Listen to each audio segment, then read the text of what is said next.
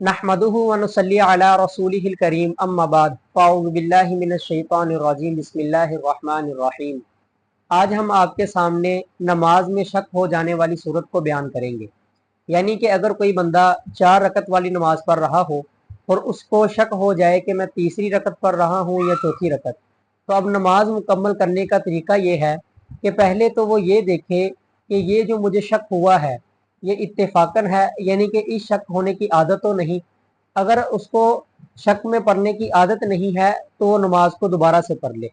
लेकिन ये शक उसे पहले भी होता रहता है, अक्सर उसको नमाज के दौरान इस तरह शक हो जाता है, तो अब वो इसमें गौर फिक्र करे कि ज़्यादा ध्यान किस तरफ जाता है, तीसरी रकत की तरफ ज़्यादा ध्यान जाता है या चौथी रकत की तरफ। अगर तीसरी रकत की तरफ ज़्यादा ध्यान जाता हो तब उसको तीसरी रकत समझ ले और उसके बाद चौथी रकत उसके साथ मिला ले और सजदा साहव ना करे। लेकिन और अगर चौथी रकत की तरफ ध्यान जाता है तो उसको चौथी रकत समझ ले और सजदा साहव ना करे।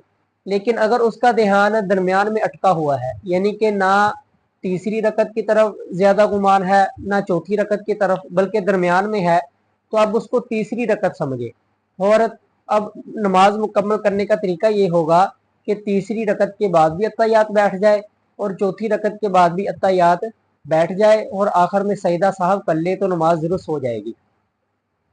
तीसरी रकत के बाद अत्तहियात इसलिए बैठे कि हो सकता है कि ये चौथी रकत हो, और अगर तीसरी रकत के बाद ना बैठा और वो चौथी रकत हुई तो फ़र्ज छूटने की वजह से नमाज नहीं होगी। और आखिर में सजदा साहब इसलिए करेगा क्योंकि सलाम फेरने में ताख़ीर हुई, क्योंकि सलाम फेरना ये वाजिब है और वाजिब में ताख़ीर होने की वजह से सजदा साहब लाजिम होता है, इसलिए सजदा साहब करने से नमाज दुरुस्त हो जाएगी। अल्लाह ताला जो सुना गया इस पर अमल करने की और इसको समझने की तौफीक अता फरमाए। वमा अलैना इल्लल बलाग।